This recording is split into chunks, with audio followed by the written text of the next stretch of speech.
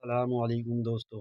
दोस्तों, आज मैं आपके सामने भारत के 2 ऐसे नौजवानों के छोटी-सी एक स्टोरी लेकर आया हूँ। आप उसको देखिए, दोनों एक ही जैसी सोच के, एक जैसी बात करने वाले और उनमें से एक जेल में है और एक अमेरिका के मेयर बने हैं परसों दिन पहले। तो वो देखिए और दोनों एक ही जैसी देखते हैं कि किस तरह से हमारे देश में क्या चल रहा है। दोनों ने एक ही जैसी बात की, एक ही जैसा और वहाँ एक वैसी बात करने पर ऐसा लोकतंत्र है कि वो मेयर बन गए वहाँ के उन्होंने फुल बहुमत से जीते हैं और एक ऐसी बातें करने पर जेल में गए हुए हैं। देखिए, उमर खालिद और ज़ोहरान ममदानी की ये छोटी-सी story. Where is Zohran? Zohran, Zohran, Zohran, Zohran, Zohran तुम कहाँ हो? अरे अरे तुम नहीं भाई, मैं अमेरिका नहीं भारत के ज़ोहरान को ढूंढ रही हूँ। अमेरिका को तो उसका ज़ोहरान मिल गया है, लेकिन भारत का ज़ोहरान कहाँ है? कहाँ है हिंदुस्तानी ज़ोहरान? क्या ये ज़ोहरान हम सबके बीच है और हम उसे ढूंढ नहीं पा रहे हैं? क्या हमारे पास एक ज़ोहरान था जिसे हम देख नहीं पाए या हमने उसे खो दिया? या ट्रंप के अमेरिका में ज़ोहरान बन सकता है, लेकिन मोदी के हिंदुस्तान में किसी को ज़ोहरान बनने की इजाज़त नहीं है। The future is in our hands. My friends, we have toppled a political dynasty. हम हंसते हंसते अहिंसा के साथ इस लड़ाई को लड़ेंगे। देश के सड़कों पे गांधी से प्यार करने वालों की बहुमत है और आपको झुकना पड़ेगा। उमर खालिद और ज़ोहरान ममदानी, एक की उम्र 38 साल और दूसरे की 34। दोनों नौजवान, दोनों मुसलमान। एक हिंदुस्तानी मूल का मुसलमान, दूसरा हिंदुस्तान में पैदा होने वाला और बड़ा होने वाला मुसलमान। एक न्यूयॉर्क में, दूसरा न्यू दिल्ली में। एक चुनाव जीतकर किंग ऑफ न्यूयॉर्क कहलाया जा रहा है, तो दूसरा बिना मुकदमे के, बिना ट्रायल के 5 साल से दिल्ली की तिहाड़ जेल में सड़ रहा है। तारीख पर तारीख, तारीख पर तारीख और फिर तारीख आती भी है तो all appeals dismissed. Zohran Kwame Mamdani और उमर खालिद दोनों पढ़े लिखे, आदर्शवादी, सिद्धांतवादी, करिश्माई और क्रांतिकारी युवा। दोनों ने इंसाफ और बराबरी पर आधारित बेहतर दुनिया का सपना देखा और दोनों ही पूंजीवाद की बदसूरत नीतियों के खिलाफ थे। लेकिन दोनों इंसान और इंसानियत के सिद्धांत पर दुनिया बनाने का सपना भी देखते थे। बस इन दोनों की तकदीर में कुछ अलग बात थी, अलग अलग थी दोनों की तकदीर। I am Muslim. I am a democratic socialist. And most damning of all, I refuse to apologize for any of this. क्या खता है मेरी? क्या ये खता है मेरी कि मैं बोलता हूँ कि देश जितना आपका उतना मेरा भी है? ये हमारा हिंदुस्तान जो खूबसूरत देश है, यहाँ इतने सारे धर्म को मानने वाले लोग रहते हैं, इतनी सारी भाषाएं बोलने वाले लोग रहते हैं, इतने अलग अलग प्रकार के लोग रहते हैं, लेकिन वो सारे लोग कानून के सामने, संविधान के सामने बराबर है।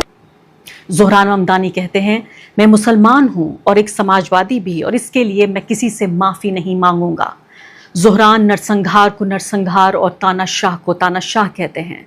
ज़ोहरान सिर्फ अमेरिका ही नहीं, फ़िलिस्तीन में भी इंसाफ की बात करते हैं। फ़िलिस्तीन की हिंसा को हिंसा नहीं, नरसंहार कहते हैं। अगर मैं न्यूयॉर्क का मेयर बनता हूँ तो नेतन्याहू अगर न्यूयॉर्क आते हैं अगर उस वक्त, तो आई विल अरेस्ट हिम। मैं नेतन्याहू को गिरफ्तार करूँगा, क्योंकि न्यूयॉर्क में कानून का राज है। दुनिया के सबसे ताकतवर व्यक्ति अमेरिका के राष्ट्रपति को भरे मंच से तानाशाह कहते हैं। ज़ोहरान की सच्चाई की ताकत के आगे अमेरिकी अरबपतियों का लाखों डॉलरों का प्रोपेगेंडा ध्वस्त हो जाता है। कभी कहा जाता है कि ज़ोहरान न्यूयॉर्क में शरिया कानून लागू करना चाहते हैं, तो कभी वो न्यूयॉर्क को एक कम्युनिस्ट शासन से चलाना चाहते हैं। लेकिन ज़ोहरान मल्टी मिलियन डॉलर प्रोपेगेंडे की इस इंडस्ट्री को हराकर उस शहर को अपना बनाते हैं जिस शहर ने 25 साल पहले 11 सितंबर का हमला देखा था। एक शहर जिसने मुसलमानों से नफरत का एक बदतरीन और बदसूरत दौर देखा। ज़ोहरान की जीत न जाने कितने पुराने ज़ख्मों पर मरहम लगा गई और कितने ज़ख्मों को नासूर बनने से बचा भी गई। और इसी दुनिया के एक दूसरे कोने में हिंदुस्तान की राजधानी दिल्ली शहर, ऐसा ही एक और हैंडसम नौजवान आंखों में सितारे और दिल में बदलाव की शमा लिए वही बात कर रहा था, वही काम भी कर रहा था, और नाम था उमर खालिद। जवाहरलाल नेहरू विश्वविद्यालय में पीएचडी का छात्र, दलित और आदिवासी आंदोलनों में काम करने वाला और अपनी रिसर्च में भी उन्हीं आदिवासियों को समझने और देश को समझाने वाला। उमर बोला करता था, भारत सबका है, संविधान सबका है, हमारा धर्म और जाति कोई भी हो, हम सब बराबरी के नागरिक हैं। कोई भी पॉलिटिकल पार्टी कितने भी वोट और सीट ले आए, सबसे ऊपर रहेगा देश का संविधान। आजाद भारत के इतिहास का सबसे बड़ा नागरिकता और अधिकार आंदोलन NTCAA NRC प्रोटेस्ट का सितारा रहा उमर, हर सभा का स्टार स्पीकर। 100 दिन के इस आंदोलन को जैसे उमर ने अपने कंधों पर उठा रखा था। उमर को राष्ट्रीय मंचों पर बोलने और देखे जाने के खतरे का पूरा अंदाजा था, लेकिन उमर फिर भी डरा नहीं और इंसाफ के हक में और तानाशाही के खिलाफ लगातार बोलता रहा। ज़ोहरान ने अगर फिलिस्तीन के लिए आवाज उठाई तो उमर ने कश्मीर के लोगों को इंसाफ मिलना चाहिए। कश्मीर का मुद्दा सिर्फ सियासत से नहीं, इंसानियत से हल होना चाहिए। कश्मीर के मुद्दे पर कश्मीरियों को भी उनकी भागीदारी इसमें होनी चाहिए। लेकिन उमर और ज़ोहरान होने का जरा फर्क तो देखिए। कैसा भद्दा मजाक है हमारे साथ कि दिल्ली की पुलिस ने गिरफ्तार करके उमर को जेल में डाल दिया और न्यूयॉर्क की पुलिस अब ज़ोहरान के मातहत काम करेगी। अब सवाल हमारे हिस्से का है, हम किस तरह का समाज, किस तरह का लोकतंत्र चाहते हैं? एक ऐसी समाज जहां सच्चाई पर तालियां बजाई जाएं या जहां सच्चाई पर ताले लगे हों? और ये भी कोई इत्तेफाक नहीं कि ज़ोहरान और उमर दोनों के आदर्श भी भारत के राष्ट्र निर्माता ही हैं। ज़ोहरान एक तरफ नेहरू के ट्रिस्ट विद डेस्टिनी की बात करते हैं तो दूसरी तरफ उमर खालिद गांधी के अहिंसा की बात करते हैं। Standing before you, I think of the words of Jawaharlal Nehru. A moment comes but rarely in history when we step out from the old to the new, when an age ends and when the soul of a nation long suppressed finds utterance. Tonight we have stepped out from the old into the new. हम हंसते हंसते अहिंसा के साथ इस लड़ाई को लड़ेंगे। देश के सड़कों पे गांधी से प्यार करने वालों की बहुमत है और आपको झुकना पड़ेगा। एक शहर जिसमें एक इमिग्रेंट का बेटा ताज पहनता है और गर्व से कहता है, New York built, powered and now led by an immigrant. अप्रवासियों के जरिए बनाए गए इस शहर का नेता भी अब एक अप्रवासी होगा। सोचिए, उमर खालिद जो 5 साल से जेल में सड़ रहे हैं बिना सुनवाई, बिना सबूत के, वो कोई अप्रवासी भी नहीं। उमर के पिता और उनके पिता सब इसी देश की मिट्टी में जन्मे। न्यूयॉर्क ने एक अप्रवासी को ताज पहनाया और न्यू दिल्ली ने एक माटी के लाल को काला पानी की सजा दे दी। मोदी जी वैश्विक मंचों पर जाकर भारत को दुनिया का सबसे बड़ा लोकतंत्र बताते हैं। खुद को 140 करोड़ लोगों का नेता बताकर दुनिया भर में शोहरत और अहमियत हासिल करते हैं। मासूम भक्तों से कहते हैं कि उनकी अगुवाई में देश विश्वगुरु बन गया है।